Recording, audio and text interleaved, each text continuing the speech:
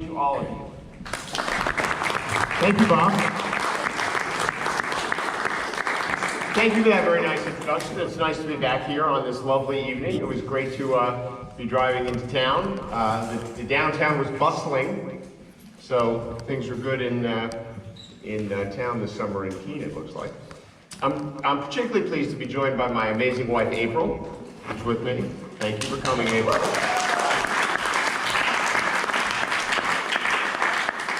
We've been on the road together since the end of the week. We're obviously in Miami. I'm sure some of you watched the debates. Yes. What'd you think of them? Good. You did great. I tried. I had a fight for every minute.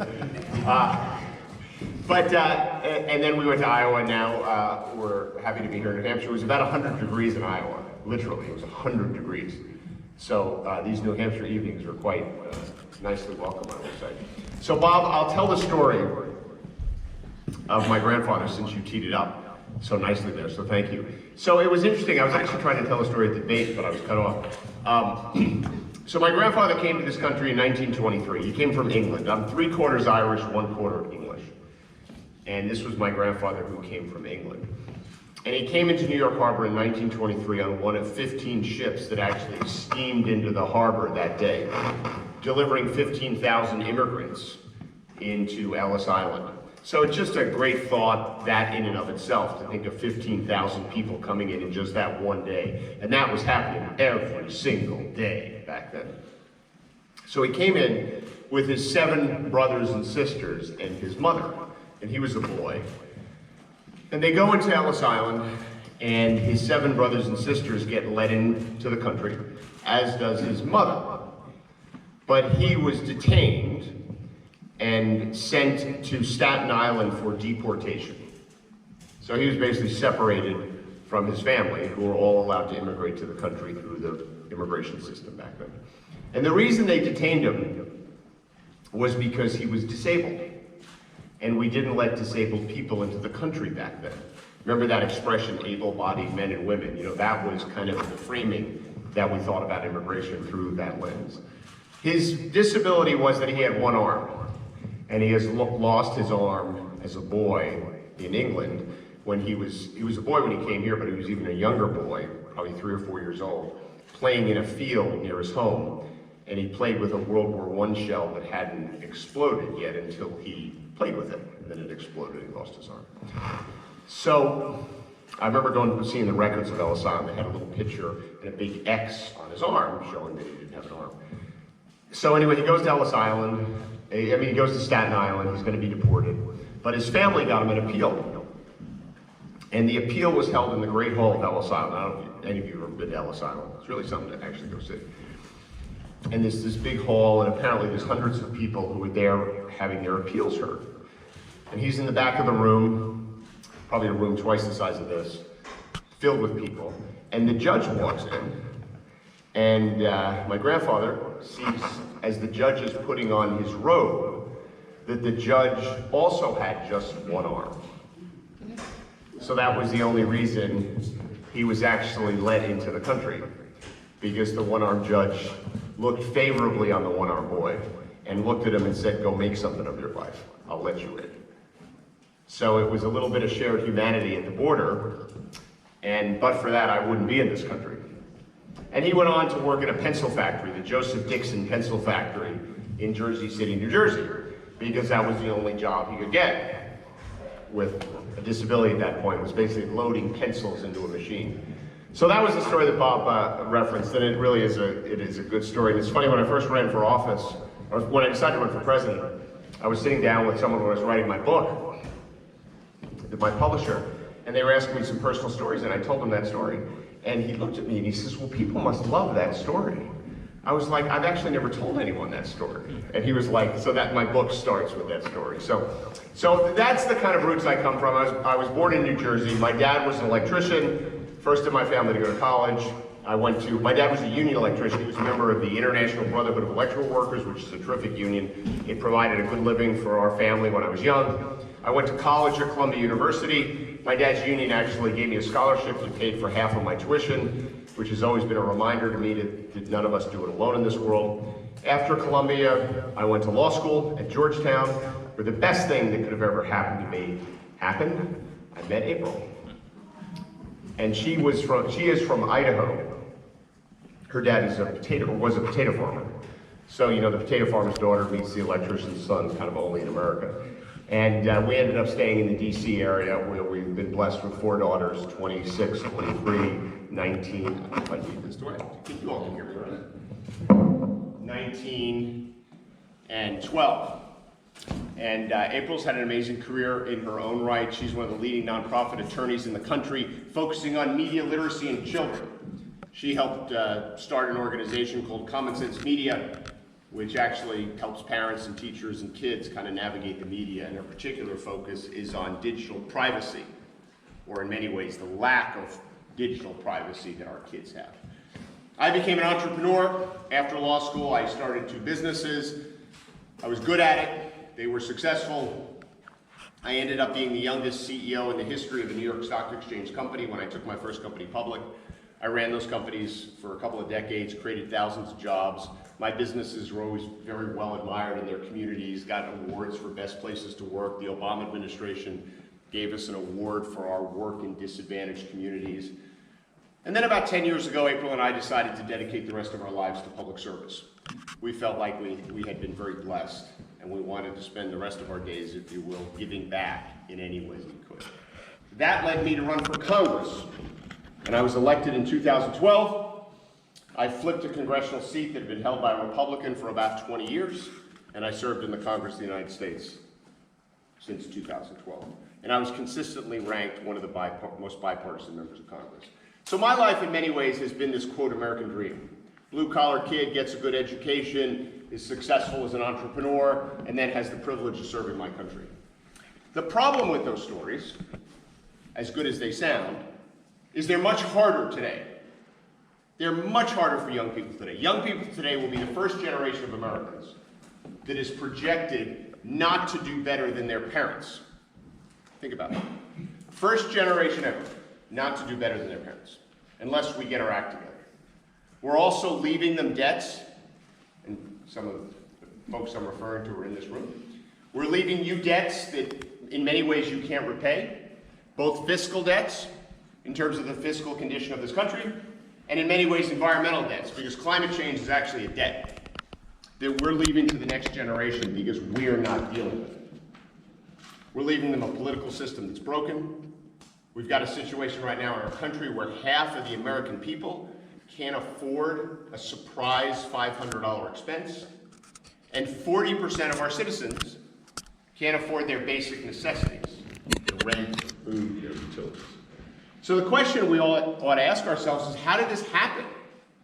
How did, in one generation, did we go from a place where the American dream was everywhere, to now it's hard to find, to a place where so many of our citizens are struggling so much economically, despite the fact that the country appears to be doing pretty well at a high level? And how did we put ourselves in a position where we're failing in our most fundamental responsibility, which is to leave the world better than we found it? Because that's actually what we're supposed to do. Well, to me, the answer to that question, or those questions, is actually pretty straightforward. We didn't do anything. The world changed. Rapidly, actually. Technological innovation and globalization, which have been incredibly powerful forces. They've reshaped everything in our world. They've reshaped our economy, the jobs that exist. They've changed how we interrelate with each other. They've changed our national security risks. They've changed the basic fabric of our society. And they've been positive for many people. Billions of people around the world have been lifted out of poverty. We've had innovation that none of us could ever believe. But huge parts of our country were basically left behind by this change. And you see it when you travel around the United States. You go to towns that are shrinking rapidly, where there's no opportunities for young people, where the number of people on Medicaid is growing, hospitals are closing, because we didn't do the basic things we should have done to prepare our country and our citizens for this change. Why? Because we've been too busy fighting, and we haven't spent any time getting real things done. A responsible nation would have, a long time ago, done things to improve our public education system so that it's actually giving kids the skills they need to get a job or continue their education. We should have expanded early childhood education. We should have made pre-K universal. We should have had something after high school for all of our graduates, either community college or career and technical training, as part of basic public education. We should have fixed our healthcare system a long time ago. My dad was an electrician for 60 years in a union. Maybe back then it made sense to have your healthcare tied to your job when you were going to have one job your whole life. But now, April and I think one of our daughters might have 15 jobs based on how dynamic this economy is projected to be over the next several decades. Does it make any sense to have your health care tied to your job if you're going to change jobs all the time? Of course not. A responsible nation would have reformed our immigration system, created incentives for people to invest in all communities, not just the 6 big cities in this country. We would have addressed what's happening with these technology companies. These are basic things that a responsible nation would have done a long time ago. But we failed to do it, and our citizens have paid a huge price. I used to say in my former life in business, the cost of doing nothing is not nothing, and we're paying a big price. The good news is these things are all addressable. This is a magnificent country. We have every possible advantage any nation could want to have in 2019, except for one thing.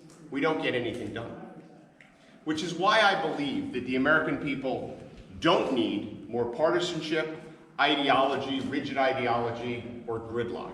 What they need are real solutions. Not impossible promises, not pie-in-the-sky ideas, not slogans posing as policy, but real solutions that can actually get done, are workable, that people have said how they're going to pay for them, and where they know exactly how they'll get them done in our government. And that's what I'm running on. I've got a plan to fix our healthcare system. It'll give everyone basic healthcare as a right of citizenship, so that every American has healthcare coverage. But what it doesn't do is make private insurance illegal, which is what some people are calling for, because that's a terrible idea. Half the country has private insurance. A lot of them like it, including a lot of Medicare beneficiaries who have Medicare Advantage, which is private insurance, or supplemental claims, which is private insurance. As I said on the debate stage the other night, I'm for fixing what's broken and keeping what's working. We got a lot of problems in our healthcare system. We should fix it. We shouldn't throw the whole system out the window and cause huge upheaval just at a time where we're about to make incredible innovations in life sciences and other advancements to deal with some of the diseases that are destroying families and breaking the back of our budget. I've got a plan to improve public education. It involves expanding early childhood, which is incredibly important, particularly for low-income kids, who basically start kindergarten having heard a third of the words other kids have. I want pre-K to be universal. It's the best investment we make. I think everyone, when they graduate from high school, should be able to go to community college or get career and technical training. Not everyone needs a 4-year degree. We have to make sure kids are getting the skills they need to get a job. That's actually what matters. For all of these issues, I've got real plans, not impossible promises. Because I want to be the president that gets America working again. Puts us in a position where we start doing things, getting things done, creating jobs for people in every community in this country, doing things to lift up pay so that the American people have a living wage, fixing our broken healthcare system, addressing climate change, not on the backs of workers, but with real plans that can actually get done and get us into the position we need, which is to be at net zero by 2050. I think we have books for everyone. One of the things some of you will realize if you ever decide to run for president is you have to write a book. The title of my book is The Right Answer. It comes from a speech that John Kennedy gave in 1958. He was a senator at the time. In this speech, he said, we should not seek the Republican answer, we should not seek the Democratic answer, we should seek the right answer. That's how I think about policy. He went on to say, we shouldn't seek to fix blame for the problems of the past. In other words, there's no pointing fingers. We are where we are. Let's start working together. And then he concluded by saying, we should own our responsibility for our future as Americans. Let's not seek the Republican answer. Let's not seek the Democratic answer. Let's seek the right answer. Let's not seek to fix blame for the problems of the past. Let's own our responsibility as Americans for our future. He gave this speech 4 weeks after something called Sputnik was launched. Do you remember Sputnik? The rocket that the Soviet Union's launched into space? If you go back to 1958, you realize the American people were utterly panicked by this moment. They had no idea what it meant. They actually thought they had lost their future to their Cold War adversary. But great leaders like John Kennedy said, nope, our future is ours to build, but we have to build it together as Americans. And I think we're at a similar moment. It may not be one rocket into space, but it's the convergence of incredibly powerful forces that are reshaping everything in our society. And we need to start getting real things done to prepare our citizens and our country for it. Our failure to do that has destabilized our political system, and in turn is destabilizing the world, because the United States has retreated from its historical role as being the indispensable leader that this world needs. That's a consequence of our failure to actually prepare our citizens for this change. So I'm running for president to be the person who will restore a sense of common purpose to who we are as a people. To remind the American people that we're actually all in this together. And that that's worth fighting for every single day of our lives. Because if we can do that, we can start making progress. Doesn't mean we agree with each other on everything. We don't want to live in a country where we agree with each other on everything. That would be terrible. But we deserve, and you deserve, and my kids deserve, and your kids deserve, and maybe your grandkids deserve, to live in a country where the things we don't agree with each other on are debated with honesty, and with integrity, and with respect. The old-fashioned battle of ideas. But we all deserve to live in a country as well, where every once in a while our elected officials roll up their sleeves and get real things done. Make progress. Work together to build that better future. And we can do it. On every one of these issues, there's a solution. When I'm inaugurated, I want to look out at the American people and say, I represent every single one of you, whether you voted for me or not. And I'm going to prove it to you. In my first 100 days, which sets the whole tone of an administration, I'm going to champion 5 big ideas in infrastructure, in climate, in healthcare, in immigration, in technology policy. Every single one of them will be based on an existing bipartisan bill in the Congress of the United States. I won't change a word of them, because there are actually good ideas that have support of both sides, where good-minded Democrats and Republicans have worked together. Wouldn't it be amazing if a president said, we're going to start by getting these things done because we agree with each other on these things. I'm going to call for national service, not mandatory, but an exciting program that every high school graduate will want to join. They can go in the military, they could do community service, they could be part of a climate corps, which is young people going around the country and helping communities build sustainable infrastructure, or just do kind of infrastructure in general. Wouldn't it be amazing if a kid from Keene, New Hampshire, roomed with a kid from Seattle, down in New Orleans as part of the climate corps? It would change their life. They'd realize we actually have a lot in common with each other. They'd have a sense of service that would be instilled in them for the rest of their lives. And we, every one of us, would benefit, because we'd look at these young people and say, we did that. It's something for us to be proud of. America is working again. That's why I'm running for president. This is not about me. I just don't want to be your president to be the president. I actually want to do the job. And to me, the job is to be the unifier in chief, to spend every day trying to unify this divided country, and be the person who actually wants to get real things done that matter to hardworking American families, to their job, to their health care, to the education of their kids, to the opportunities for those kids, for our environment. Because I believe in my heart and soul we can in fact leave the world better than we found it. But we actually have to work together to do it. And that's why I'm running for president. So thank you for having me, and I'd love to hear what you all have to say. Thank you.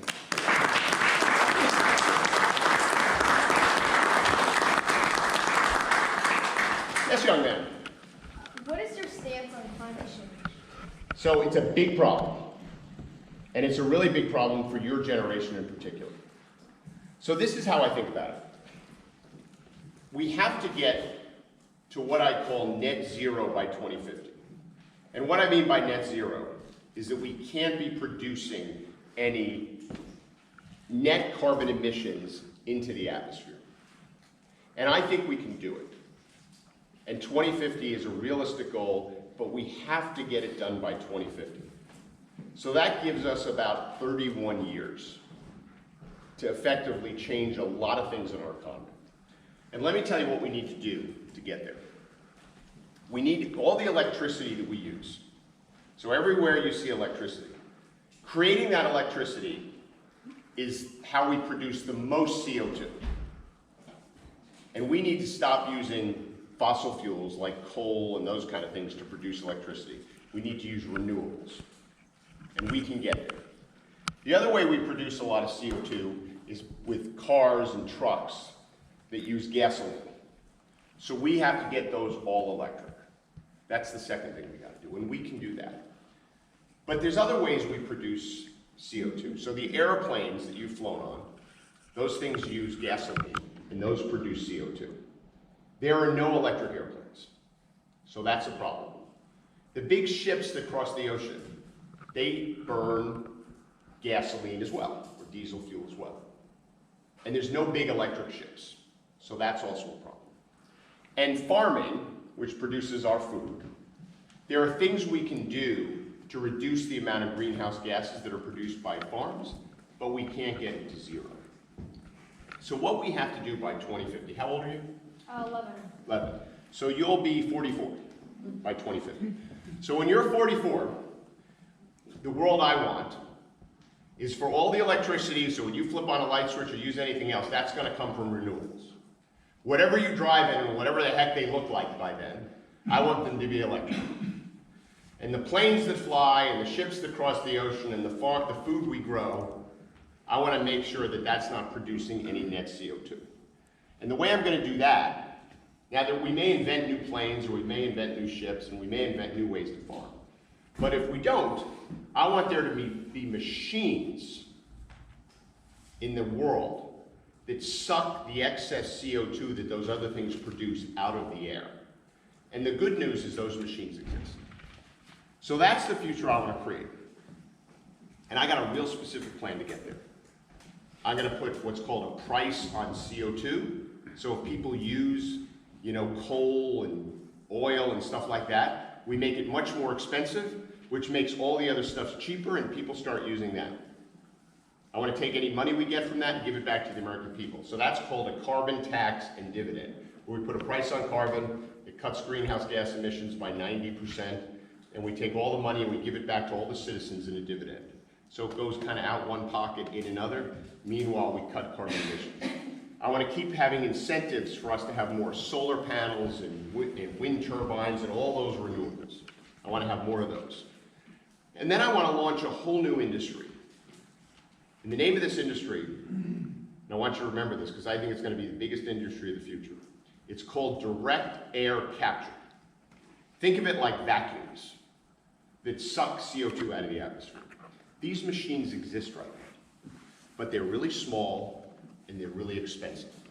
As president, I want to create incentives, just like we did with solar panels and wind turbines. Because when I was 11, which was 45 years ago, we had solar technology and we had windmills, but no one used them. But we created incentives for them to make those machines, and now you see them everywhere. I want to do the same thing for these direct air capture machines, and I want to build them all around the country, and I want to create the technology that the whole world will then use, because that'll offset the last thing. And that's how I'm going to get us to net zero by 2050, so that the environment that you inherit and that your kids inherit will be a sustainable one, and you'll enjoy all the benefits I have and everyone else in this room has. Thank you. Thank you. Yes, sir. Thank you for bringing up John Kennedy's statements when he was a senator. when he talked about there not being a democratic way, Republican way, it's the right way. Now, there were, in fact, political differences existing at course. that time. But today, by comparison, these are far more toxic. They appear that way. Yes. I read history, and I'm seeing something toxic here. So, Yep. so the president stands on a large stage and has a large voice. But help explain how you can find that right way today and engage people from both sides.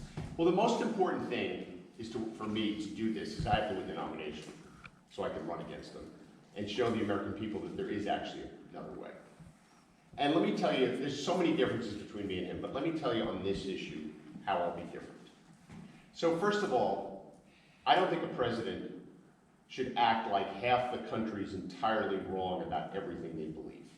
But it is. No, they're not. Half the country is not entirely wrong about everything. They're not.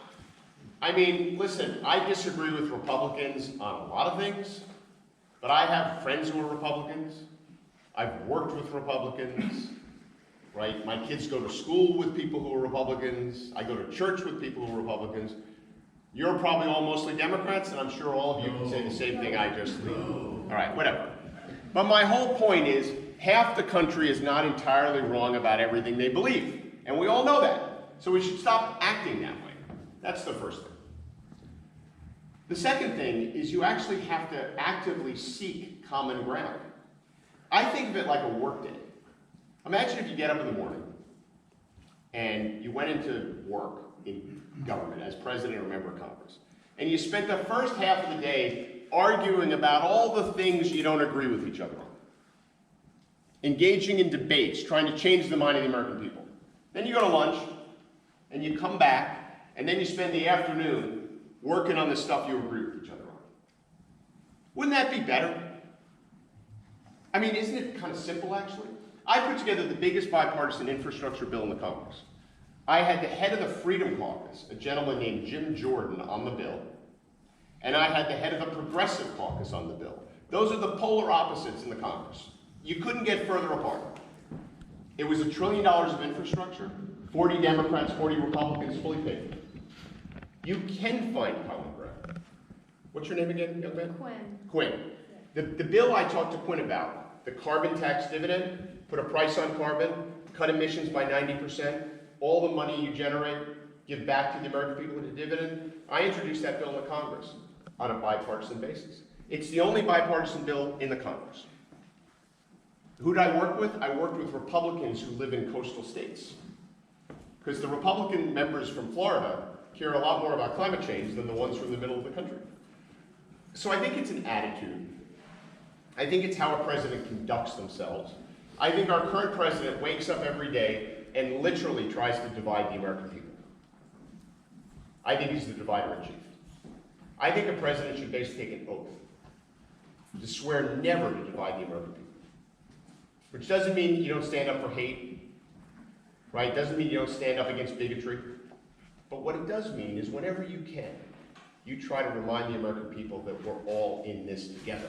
And that your enemy is not your fellow American. Your enemy is a political system that has failed you. And I think that's what most Americans are looking for. We've allowed the extremes in these parties to hold us hostage for too long.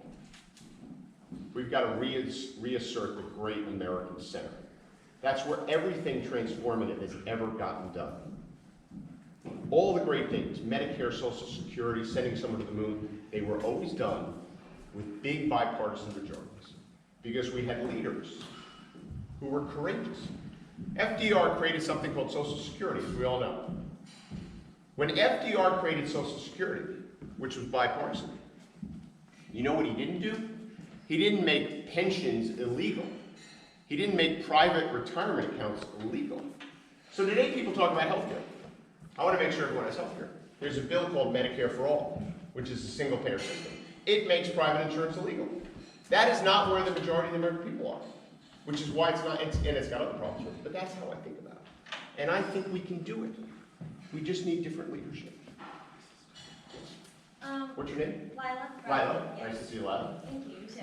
I work with Save the Children Action I Network. see that. I definitely appreciate you talking about universal pre-K. Yes. But my question is, can you talk a little bit about how you would ensure, like your plans for ensuring children who don't have access to, like early learning programs Right. who live in rural areas? Can you talk a little bit about your steps for helping that? So let me tell you what I want to do educationally for the little ones. And sometimes I feel like I'm the only person talking about the little ones. Because all this attention is right now on college debt, which is a huge problem. But it's not the only problem we have in education. So I think everyone should have pre-K. Everyone in this country. It's the best investment we make. And I got a program which effectively creates block grants to the states that they can get if they actually offer pre-K. So that's a way of encouraging them to do that. And I have the same issue with, same program for early childhood. It's more means tested. Because the big issue with early childhood is around income levels. Because a lot of middle class folks, or upper middle class, they actually get early childhood for their kids. But a lot of poor kids, they don't have it at all. And as you know, they start kindergarten having heard a third of the words that other kids have. They actually never catch up. It's the biggest injustice in our society. And we have overwhelming data to prove that it's the best investment we make in young people. So, I once heard an expression about these little ones. They say they're too little to fail. And that's how I think about it. We have to make sure they get the start that they need in the world, which is much more demanding than it's ever been. So if you start out behind, unless you're really exceptional, you just don't catch up. And I think they all deserve the same opportunity. Thank you. Yes, sir.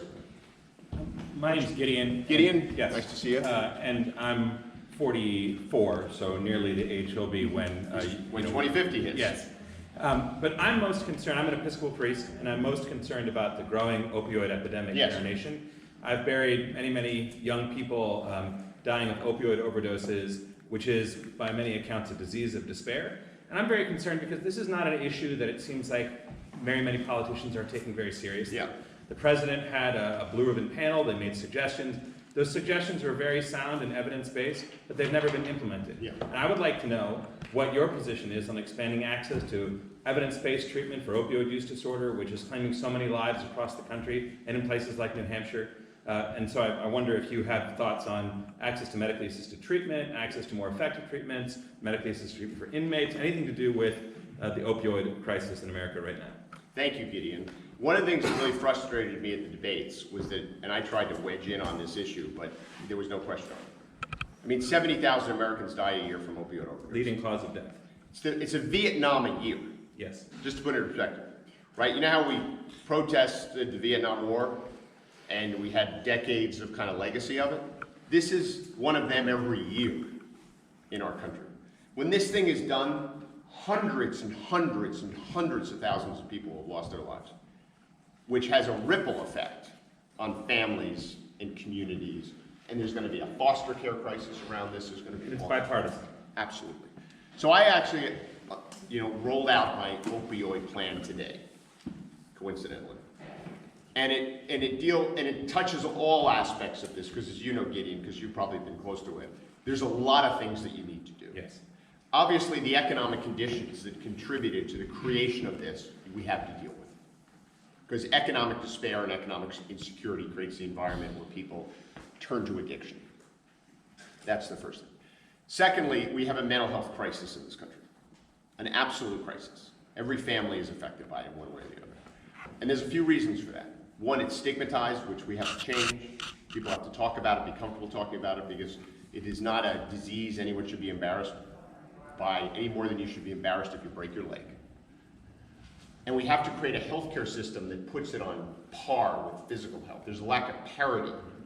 Like New Hampshire's a great example. Your Medicaid reimbursement rates for mental health are so low in this state, they're half what Vermont's are, that there's very few mental health providers that accept Medicaid in the state of New Hampshire. I think that's been a contributing factor to why there's an opioid crisis in the state. So part of my healthcare plan calls for creating of that parity with mental health and physical health. So those are some of the big drivers, right? Economic conditions. But then we actually have to get at this specific situation. Because the reason we got to fix mental health and the economic conditions, because even if we deal with opioids, there'll be another thing. So, but as it relates to the opioids, I think we have to change prescribing practices among physicians. They need to do things like, if they give a prescription for more than 3 days, there has to be a lengthy waiver that the patients accept. We have to look at other forms of pain management, because people do have pain, and we haven't actually done enough innovation around pain management to create another alternative for people who are actually dealing with pain and need pain relief. So we got to do that. We have to invest in treatment facilities, right, heavily, and we have to, as you said, back evidence-based. Because in my experience, I've done opioid roundtables in New Hampshire, I've toured facilities. There are a lot of best practices that are actually working. And there's some things they have in common, but sometimes they're just doing unique things that are unique to their communities. We have to make sure they have the resources to do that, and I've got a big budget to do that that's paid for by putting a tax on the opioids themselves. Right, so that creates actually the real hard intervention. And then we got to do things to make sure this doesn't happen again. And the best way to do that is hold the manufacturers accountable. Because I believe these companies knew this was happening. They knew, because what happened with opioids is there was some early scientific research that turned out to be deeply flawed that said that these weren't addictive. It was actually a very prominent article in the New England Journal of Medicine that a lot of people attribute a lot of the opioid issues to, where they basically did this deep scientific work saying these things aren't addictive. It turned out to be totally wrong. Even the best minds can make a mistake. But I think people knew how addictive these were. These pharmaceutical companies get data every single minute on drugs they're selling. They had to know that there were 28 times more opioids being consumed in Appalachia over a 5-year period than there had been before. They knew it, and they didn't do a damn thing about it. And there's got to be accountability. And there's got to be criminal, prosecutions around this, so that you send a message that we're not going to tolerate this happening again. So I think you got to get at the conditions, mental health, economic despair. You need a lot of resources around the programs that work, and then you got to send a message. Don't ever think you can do this again. Thank you. That's what I would do, Kitty. Yes, ma'am. Hi, my name is Betty Suteri. Hi, Betty. And I really appreciate your platform of bipartisanship, but how does any Democratic president enact any of their vision or plans if McConnell and a Republican majority persist in the Senate? Two things. First, by running on the kind of things I'm talking about running, which is real solutions, not impossible promises, around issues that really matter to most families: infrastructure, jobs, pay, fixing healthcare a smart way, public education. These are things that everyone who goes home at night to their home with their family cares about. So firstly, I think we have to run on things that the center cares about. Because the way the Democrats are going to win against Trump in 2020 is the same way we took back the House in 2018. We flipped 40 seats from red to blue in 2018. All of those candidates ran on solving problems. They ran on things like infrastructure. They said things like, if the president will work with me, I'll work with him to get things done for my constituents. None of them ran on impeachment. None of them ran on eliminating ICE. None of them ran on changing the Electoral College. Right? They ran on the kitchen table pocketbook issues that matter to the American people. They ran as decent people who would work hard to solve problems. That is the roadmap for us in 2020. If we deviate from that, we got a lot of problems. If we run on making private insurance illegal, where 150 million Americans have it, and they'll have tremendous anxiety over it going away, we're not going to win. If we run on writing off $2 trillion of student debt, all the student debt that exists, including the student debt held by wealthy people, if we do that, and the person who just paid off their student loans who suddenly feels like a fool, or the family who saved for 20 years to make college more affordable feels like a fool, Or the person who became an electrician and didn't go to college and gets nothing out of this big bailout and feels like a fool. Or the person about to go to college who says, what about me? That doesn't mean we don't need student debt relief. Absolutely. This is a crushing burden. And we got to be doing things. And I have plans, lowering the rates, creating more refinancing programs where people can pay a percentage of their income instead of a fixed payment, allowing it to be discharged in bankruptcy, which is not right now. Purdue Pharmaceuticals can file for bankruptcy and discharge all of their liabilities around opioids. But a 40-year-old who gets themselves into trouble and has to file for bankruptcy because of $200,000 of student loans can't have those discharged by the law. How unjust is that? So we got to do things.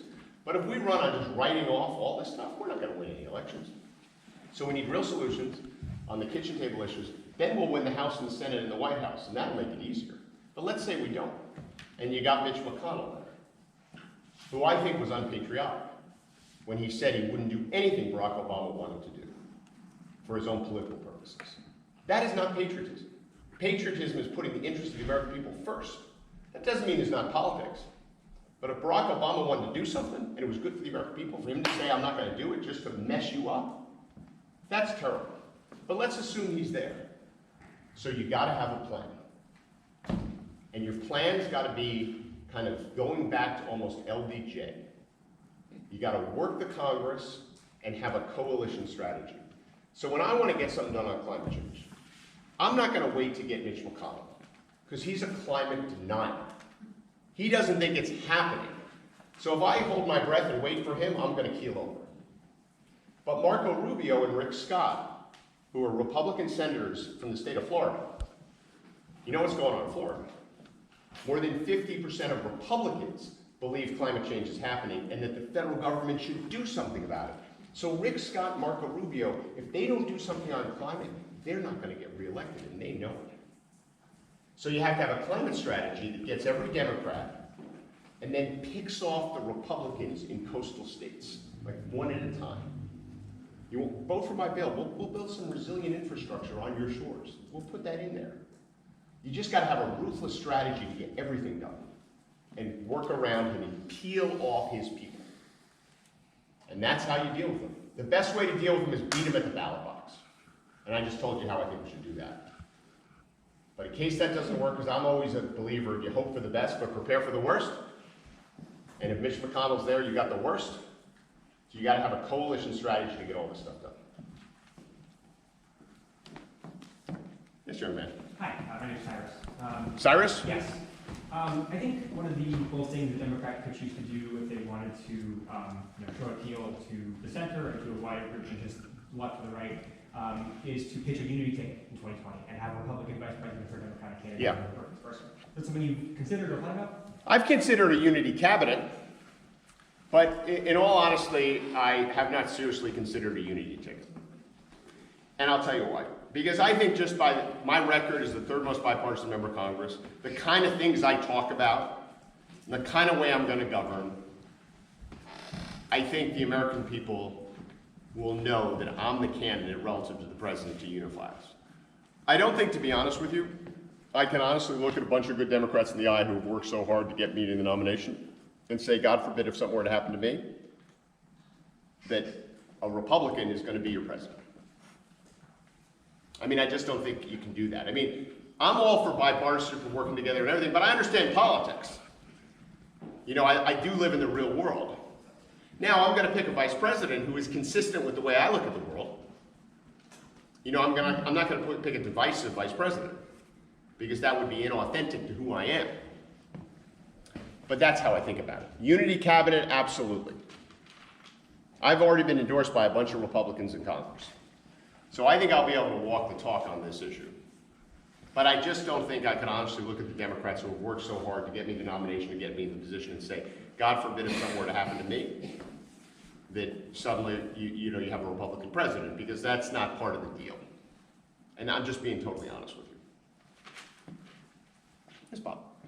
And then sorry. Could you comment on gerrymandering as a major issue, and especially with the Supreme Court's decision or non-decision? I know, punting on it. It's terrible.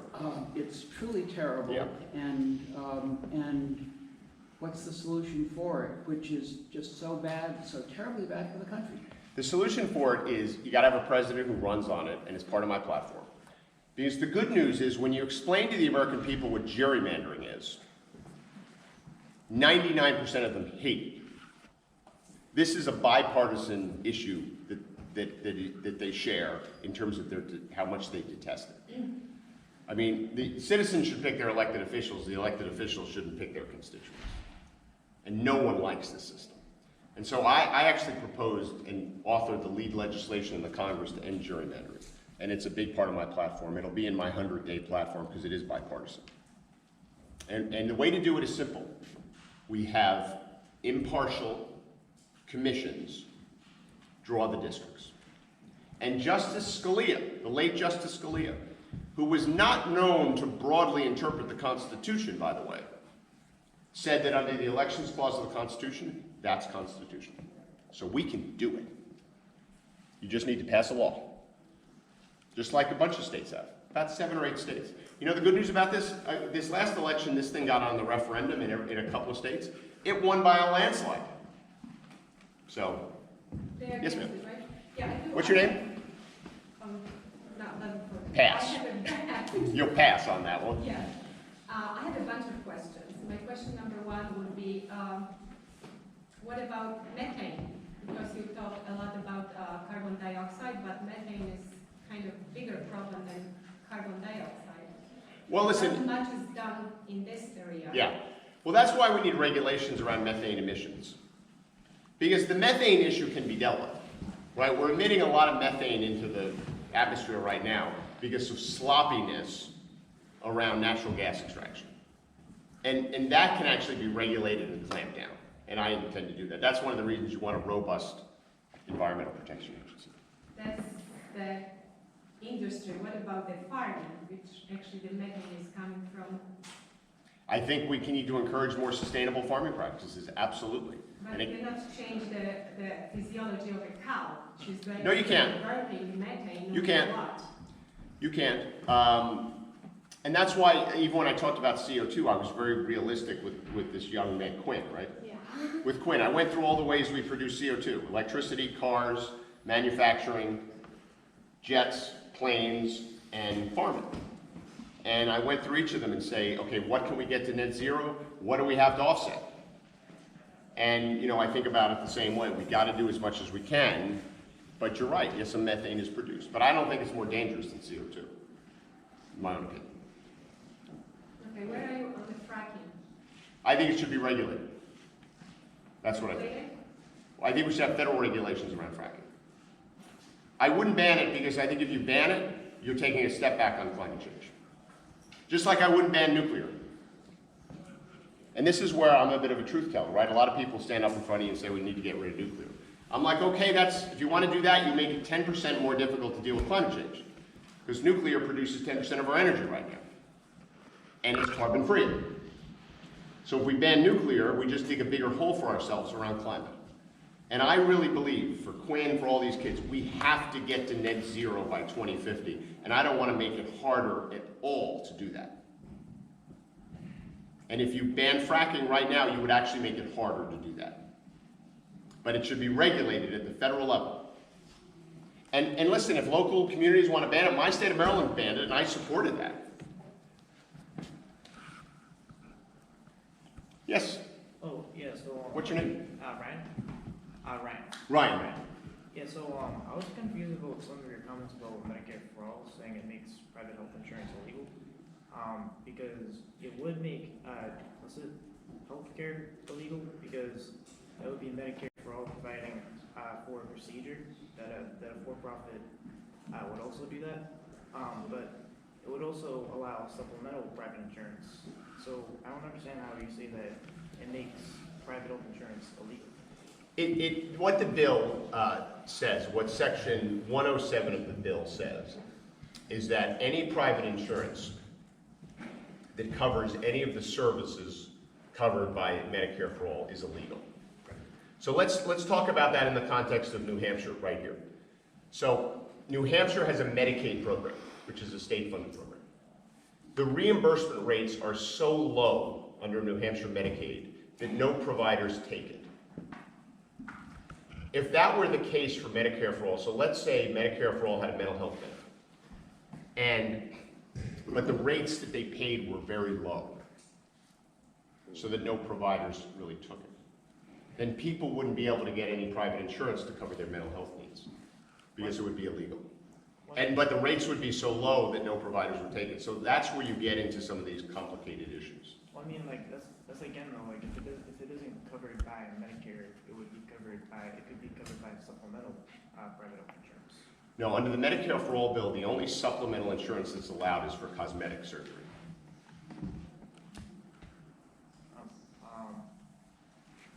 In truth, Medicare for All does allow for private insurance, but only for cosmetic surgery. Only for cosmetic surgery. Yeah, because anything under normal kind of health insurance, right, they say that would be duplicative with Medicare for All. But is that position, is that Medicare for All is unaffordable? Well, I think it's unaffordable. I think because it costs $33 trillion, which is 150% of our national debt. But that's not even my biggest objection to it, to be honest with you. My biggest objection to it is that I have a political objection and a policy objection. So the political objection is that half the country has private insurance, 150 million people, and 100 million of them like it. And I always think about my dad, who was a union electrician. He loved the health care that his union gave him. If I went to him and said, Dad, listen, I'm going to create this whole new government health care. It's going to be great. Yours now is illegal. You got to go on this thing. He would be like, I'm not doing that. Like, if I see that thing and it turns out to be really great, then maybe I'll move from my private insurance and go to it. But he'd want to see it first. That's the political reason. Let me give you the policy reason. So if you go to a hospital, any hospital, I went to the Elliott Hospital. You know the Elliott healthcare system here in New Hampshire? They operate, I think, 3 hospitals. So I asked the administrator of the Elliott Hospital, I said, what percentage of your patients last year were Medicaid, Medicare, or commercial insurance? And this is a really important issue. And the administrator of the Elliott said, well, it's about a third, a third, a third, which is what most states are. About a third Medicaid, about a third Medicare, and about a third commercial insurance. So I said to him, listen, what would have happened to you last year if all of your bills were paid at the Medicare rate, which is what will happen under the Medicare for All bill, because it requires all the health insurance to be Medicare. And the bill also says in section 1002 that the rates will stay the same as they are now. So the person who runs the Elliott says, well, we lose a lot of money on Medicaid, we lose less money on Medicare, and we make money on private insurance. So when you mix it all together, we have a 1% bottom line margin. He said if we would just have Medicare, we would close. And so that's the policy objection I have. I think it would end up closing a lot of hospitals because Medicare doesn't pay enough for them to keep their lights on. Okay, so I mean, are you saying that it's more costly for the employer, for the employee per person? This is how I think about it. Let's assume this room was a hospital, and there were 10 beds in the hospital. And it cost us $100 to run the hospital. So we needed to get $10 per bed per night to keep the hospital open. Medicare pays none. So it cost us $100 to run this 10-room hospital each night, and we'd get $90 for Medicare. What would happen to us? Well, the amount of money you would raise would be $35 trillion, and the cost we're already paying for 10 years is about $50 trillion. Right. So how are our hospitals running with a more costly plan? It's just the facts. And we can give you all the stuff. We can talk about it more offline. Yeah.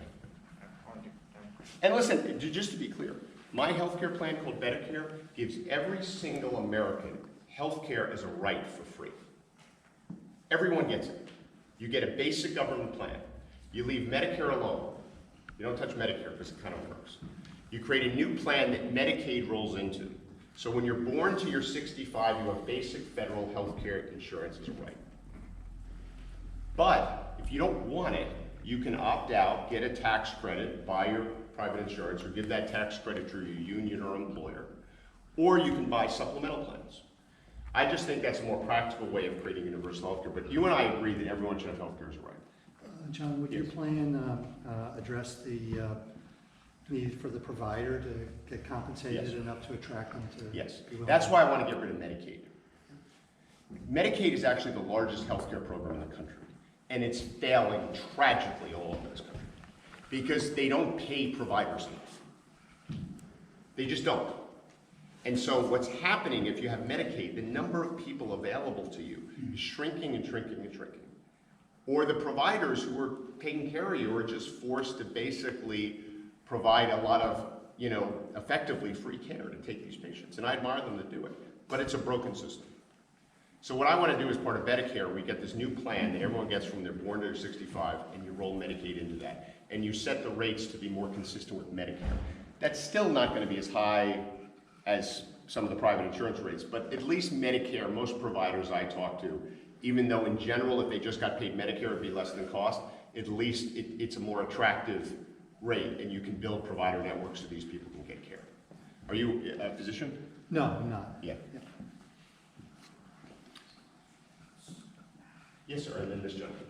I'm going to go over to Betty and follow up on that question. This is a congressional trip. What about, Claim your time and give it to someone else. I like that.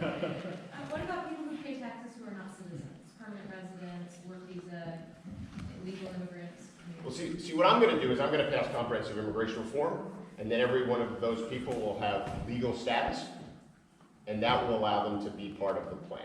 I just noticed you said citizens, and I was thinking about permanent residents, people who aren't. Yeah, working. if you have legal status, you're available. I'm sorry. Gotcha. I'm sorry. But you have to have legal status. Right, because I just think that's, I think that's kind of the way it should be. If you don't have legal status, you actually do have healthcare right now. It's the emergency room. They can't deny you. But I want to create legal status for those folks, and then they'd be on this plan. Yes, sir. What's your name? Phil. How do you respond to people who say that abortion is the murder of an innocent person? Well, I start by saying that everyone is entitled to their own views. And I respect people's views. And I understand that people have different perspectives on this issue. And I appreciate and respect these differences. As someone who believes that a woman should have the right to make her own decisions around this issue, which is why I'm pro-choice. I support Roe v. Wade as the law of the land. But I don't act like this is an inconsequential issue for anyone. And I certainly don't disregard the legitimate views that other people have on this issue. I just think the greater good is to ensure that a woman has a right to make her own reproductive decisions. So that's the only way I can deal with it. I believe strongly in the separation of church and state. And I understand that people have a very different perspective on this issue, often based on their own faith traditions. And I respect that, and they obviously ought to be able to make their own decisions that they want based on wherever they go to help them make tough decisions. But I think the greater good is to allow women to make their own reproductive decisions, which is why I'm pro-choice and support Roe v. Wade.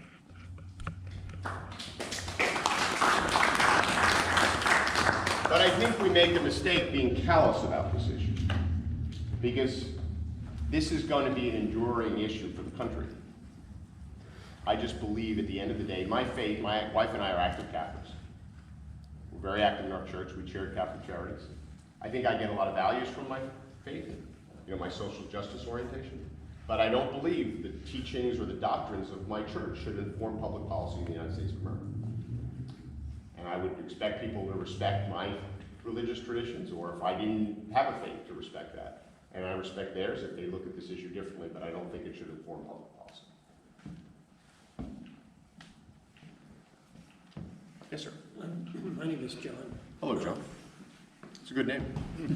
Years ago, I visited a part of Germany, and there was, I looked down from a hilltop down onto an old village, and all the buildings in the village were all close together. And on the periphery on the outside, there were farms. And that arrangement permitted people to have their lives and their commerce and everything without having to drive 50 miles or 20 miles to go to a job in a suburb. We've just got a great advantage in. You got a little of that here. We've got some of that here. It's half an hour from Keene to my house in Elstead. We just now got a small village store. And in a way, it's up to us to support them so that they can stay in business. And I just think that, more broadly, the climate change issue is really, really difficult. It's international as well as just in this country. And I think it's local as well as national. And it's individual as well. And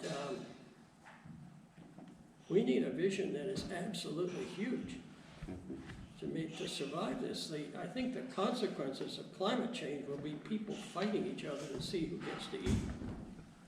And that terrifies me. So, my vision, I agree with you. I think people underestimate how consequential will be to change behavior as fast as we need to change behavior. Because that's kind of the problem I think you're getting at. Right.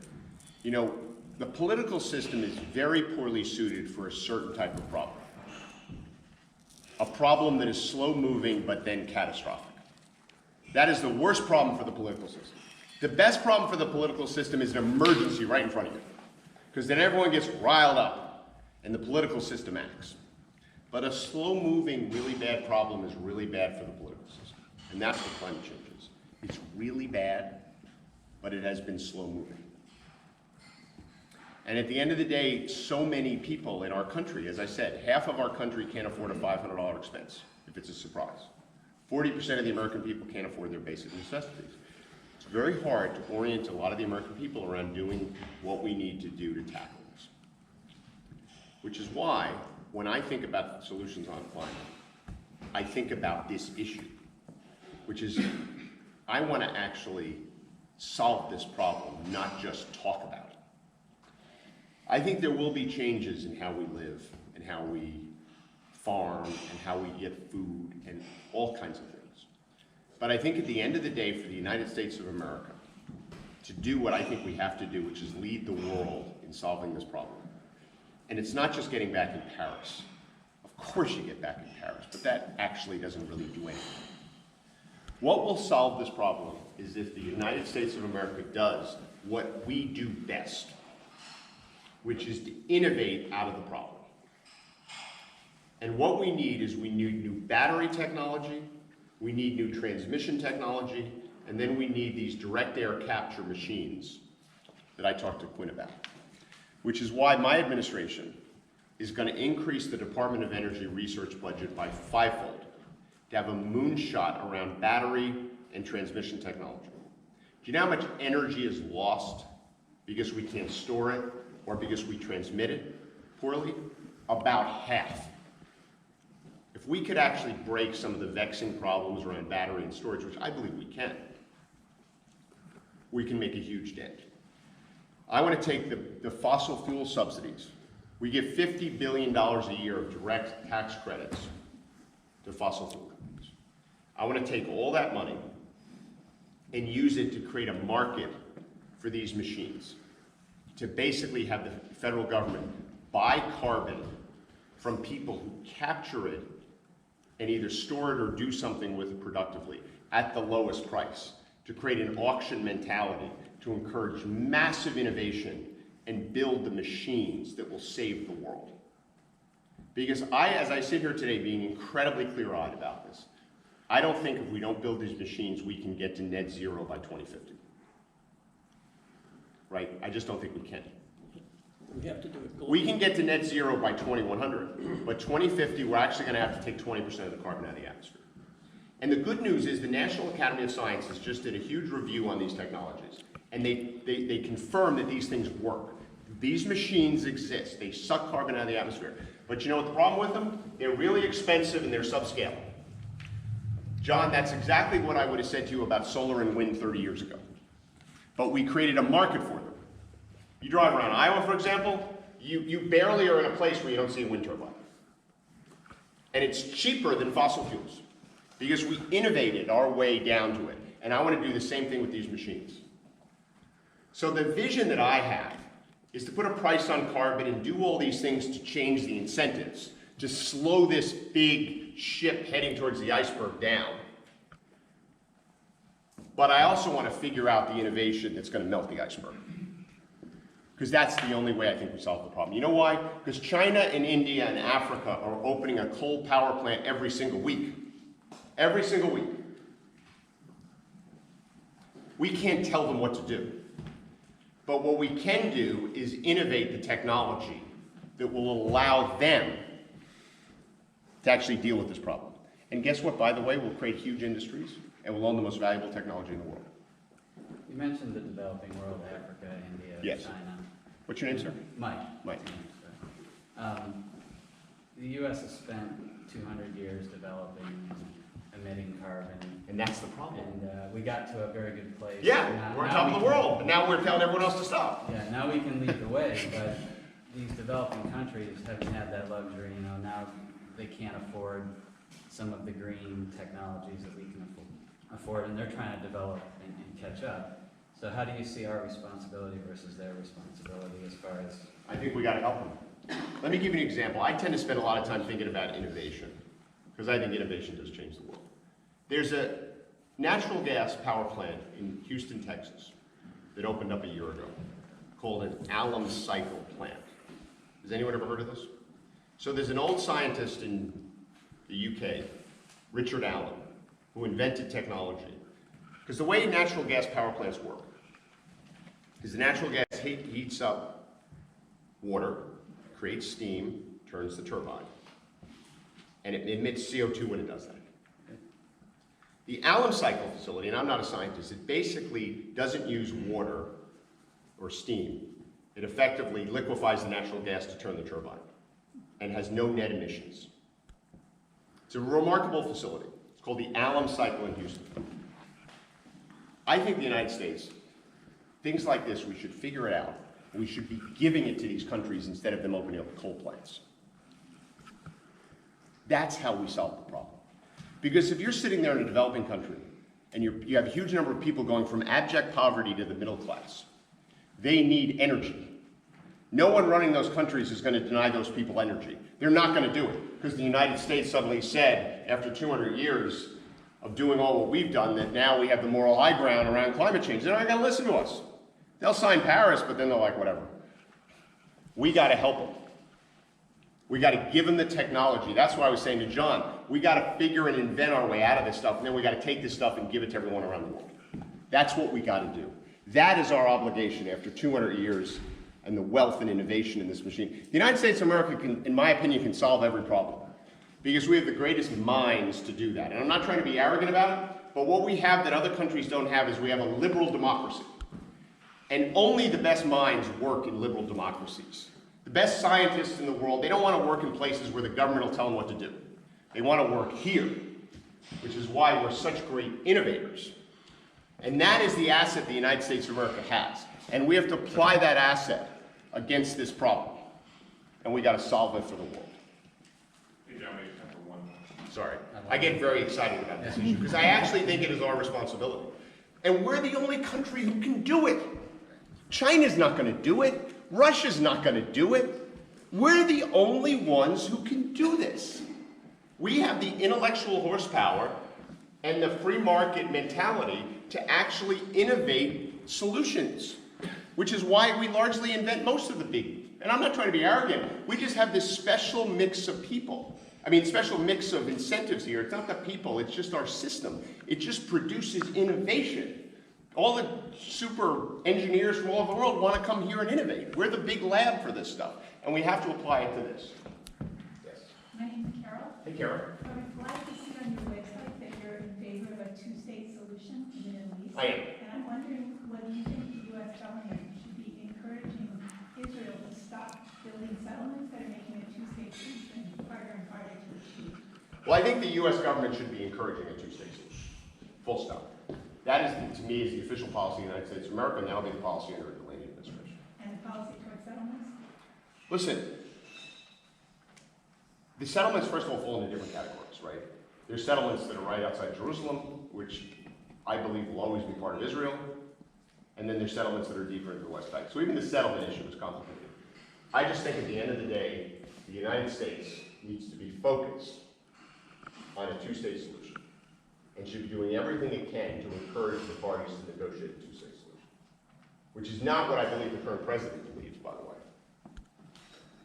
Right, which is why he moved the embassy to Jerusalem. I've always thought Jerusalem is the capital of Israel. That wasn't a problem for me.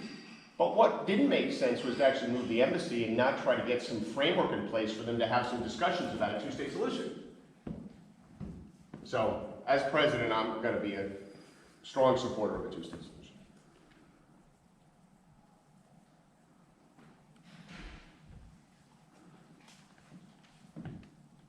I'm glad you had more time than you did in the debate. What's that? I'm glad you had more time than you did at the debate. The debate, yeah. You need more time on these things. So I think it's going to be our last question. Yeah, sure. Yeah, I'll just say, you've been running for president for over 2 years, especially looking back now. You know, what's the value in that? And do you think everybody should do that? Listen, I think everyone should do what they want to do. I mean, that's my general view. It was the right decision for me, because I actually think this is the most important job in the world. And I actually think the benefit of me spending all this time doing this is I've had the opportunity to meet so many good folks and answer questions and talk about some of these issues. And I think when I have the privilege of being the President of the United States, I'll be a much better president for it. So that's how it was the right decision for me. I can't say what it is for anyone else. You know, people make. My general view is people do what they think is in their best interest. Do you think it's good for the country to have longer campaigns? Or? I think there's a lot of problems with our politics. We have too much money in politics. Way too much money in politics. We have dark money in politics. We have gerrymandering. Right? We have deep structural problems with our democracy. I don't think the length of the campaigns is the top issue. You see what I mean? I think most Americans would like campaigns being shorter just because they're like, I don't want to listen to this stuff. But in terms of like why our democracy is not working, it has nothing to do with the length of the campaigns. It has to do with money in politics and gerrymandering. And in my opinion, a lack of leadership. And the length of the campaigns is like, we've always had longer campaigns than everyone else because we don't regulate them. Because we can't because of free speech. You know, and that's what's different about our country. Everything that's amazing about our country always comes with a little thing you don't like about it. Just the way it works. And so, which is one of the reasons people say we should have, never have any money in politics. I'm like, well, that's a good idea, but that'll never be constitutional. Because under the Constitution, under your right to have free speech, you're allowed to support a candidate. Now, the Supreme Court has said there's limits on that, and those are constitutional. Which is why I think we can put limits on the amount of money people give super PACs. Because there's limits on how much money people give me as a campaign, and that's constitutional. That doesn't you can give me up to $2,800, but you can't give me $2,801. And the Supreme Court has said that doesn't infringe on your free speech. So we can do that to a super PAC, which right now there's no limits. The Supreme Court has said that if someone gives me over $200, they have to disclose their name, their address, and what they do for a living. That is not viewed as an unconstitutional limitation on your free speech.